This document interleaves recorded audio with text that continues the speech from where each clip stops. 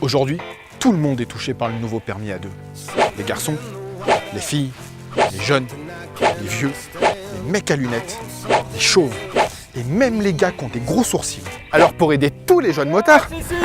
Ah pardon. Donc pour aider tous les jeunes motards, la rédaction de Motojournal s'est pliée en 4. On vous a préparé une vidéo sur les plus belles routes d'Auvergne où on essaye pas moins de 10 motos et on vous explique tout sur le permis A2.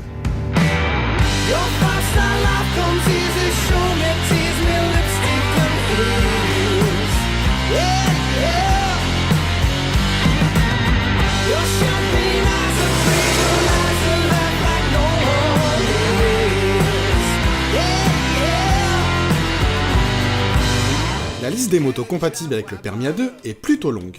On a donc décidé d'élaborer un panel assez large qui va du roadster au trail en passant par le custom et le rétro, avec des cylindrées qui varient de 300 à 1100 cm3 et des tarifs oscillant entre 4000 et 13 000 euros. Comme on dit, il y en a pour tout le monde.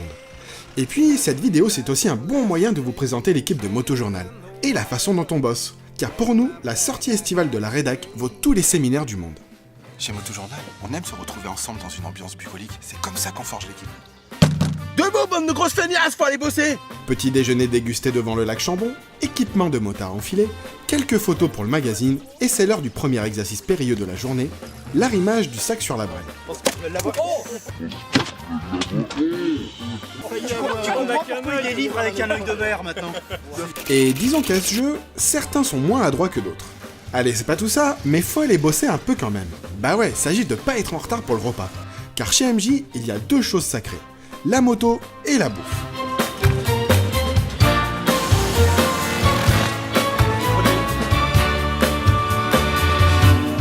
On se cale donc dans le col de la Croix Saint-Robert pour faire quelques images d'action en photo et vidéo. L'occasion de vous montrer que le pauvre petit twin de la Versys 300 doit être méchamment cravaché dans les grimpettes, que le châssis de la Monster est plutôt rigoureux, et qu'il existe une certaine différence de style entre Mathieu sur la Duke R et Fred juché sur la Scout. Notre troupe poursuit son itinéraire de rêve en passant par Besse, Condat, Marcenat, la Godivelle ou encore Alanche. On utilise la bonne vieille technique du tiroir. Les paysages sont top, même si en étant légèrement pointilleux, il fait un peu chaud, genre 36-37 degrés. Et cette canicule laisse quelques traces chez certains. Oh là! Au niveau des poignées d'amour, tu transpires toi. Heureusement, l'air devient plus frais en grimpant au sommet du Pas de Pérol. Avec ses 1590 mètres d'altitude, il est le plus haut col routier du Massif central. Comme ici il fait bon, on va en profiter pour faire une pause. L'occasion pour Tiebs de parler bicyclette, pour Pierre de faire des photos souvenirs, et pour nous de travailler un peu. Putain, c'est beau! Bon, on va profiter de cette petite pause bucolique pour parler un peu du permis A2. Jusqu'en 2013, il y avait le permis de 34 chevaux, c'est-à-dire que si vous passiez le permis avant 21 ans, vous aviez 2 ans avec une moto limitée à 34 chevaux, et il n'y avait pas d'examen ou de validation pour passer ensuite à un gros cube. Ensuite, il y a eu donc le permis A2, qui limitait la puissance à 47,5 chevaux pour les jeunes qui passaient le permis avant 24 ans. Et pareil, il fallait le garder 2 ans. Et enfin, en juin 2016, le permis A2 a été On étendu. nous attend, on doit aller C'est faire quoi, un... on bosse. Tiens, va jouer sur l'autoroute là-bas. Oh bah attendez... En juin 2016, le permis A2 a été étendu à toutes les tranches d'âge. Et en plus, pour valider le permis A2 en permis A, aujourd'hui, il faut une formation de 7 heures. Vous aurez compris que le permis A2, c'est pas forcément très simple. Putain, mais je comprends rien. J'ai t'aidé. Vas-y, pose tes questions. Toutes les motos, elles sont accessibles au permis A2? En fait, non, toutes les motos sont pas accessibles au permis A2. Il faut que la puissance maximale de la moto, une fois débridée, fasse 95 chevaux, c'est-à-dire 2 fois 47,5 chevaux qui est la limite. Et aussi, le rapport poids-puissance ne doit pas excéder 0,2 kW par kilogramme. Donc en gros, la SMILR en A2, c'est pas possible. Oh merde. Eh ouais. Mais toutes les motos, elles sont débridables une fois mises en permis A2? En fait, toutes les motos éligibles au permis A2 peuvent être débridées et rebridées à l'infini. Juste deux trucs, il faut que le kit existe chez le constructeur, évidemment, et aussi que la moto reste conforme à l'origine. Ah, petit détail en passant, quand tu veux brider une MT-07, par exemple, eh ben c'est 400 balles. Et admettons, je perds mon permis. Il se passe quoi? Ah, si tu perds ton permis, même si t'as 10 ans d'expérience, t'es considéré comme quelqu'un qui a besoin de repasser son permis. Donc tu repars de zéro, donc permis A2, direct. Oh putain. Eh ouais, mon gars. Mais tes 7 heures de formation, là, y a un examen à la fin? Alors non, il n'y a pas d'examen à la fin des 7 heures de formation, c'est juste validé par le moniteur. Ah, ça va. Ah si, juste un truc, ça coûte 350 balles. Mais c'est l'arnaque ton truc. Ah, c'est le permis A2, t'as tout compris. Je vais me mettre à la trottinette. difficile de réaliser un essai complet d'une dizaine de motos en une seule vidéo. Et puis, on sait très bien qu'un motard choisit d'abord sa monture en fonction de son pouvoir d'achat. Sachez juste que les petites cylindrées comme la BMW G310, la Ducati 62 ou encore la Mash 500 se trouveront vite limitées en moteur. Notamment si vous prévoyez de rouler régulièrement avec un passager ou que vous vivez en montagne. Et puis, leur tarif est souvent très proche de plus grosses motos.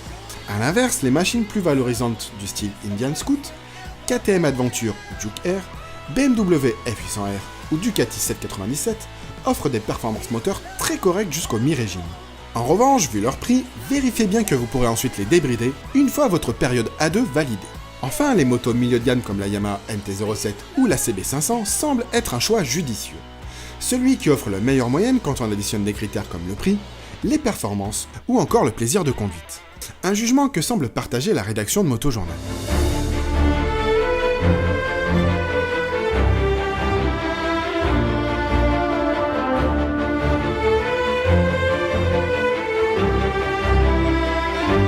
Au milieu des magnifiques paysages sauvages du Cantal, chacun a vaqué à ses occupations professionnelles.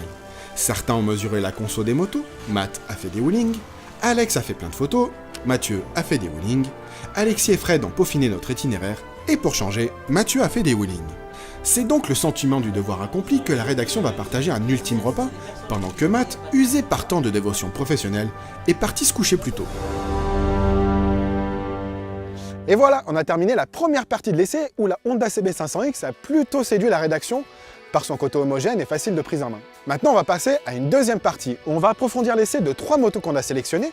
La Duke Air, qui fait partie des motos les plus fun qu'on peut avoir en permis A2, la MT-07, qui est tout simplement le best-seller, et la Adventure, qui représente, on va dire, la moto destinée aux motards d'un certain âge et avec un pouvoir d'achat un peu plus élevé.